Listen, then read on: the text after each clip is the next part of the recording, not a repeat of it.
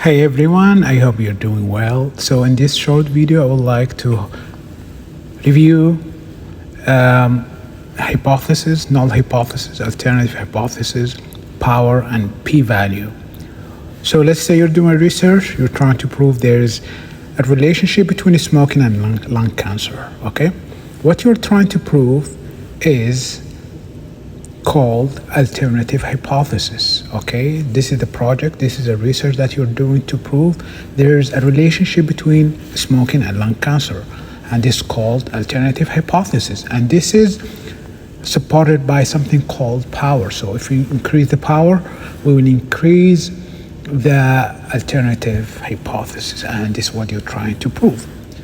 On the other hand, there's something that's against you that says no, there's no relationship between lung cancer and smoking, and that is called null hypothesis. Null hypothesis.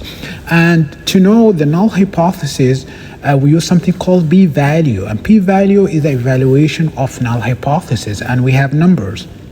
If p-value is 0.05, if its p-value is high, that means null hypothesis is high. So if p-value more than 0.05, that means null hypothesis is high, and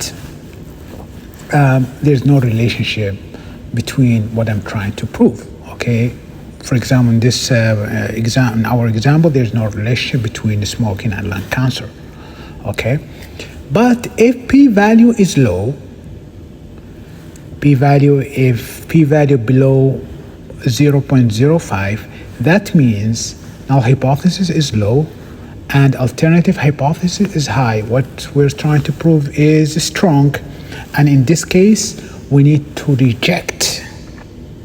Okay, we need to reject null hypothesis because null hypothesis is the default setting. Okay, always before you do anything, the default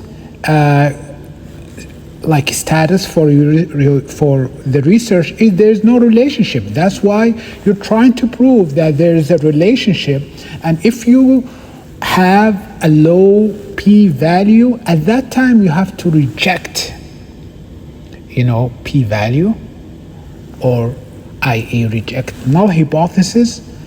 But if p-value is high, that means null hypothesis is high, and at that time you fail to reject p-value because you have a strong null hypothesis. I hope that helps.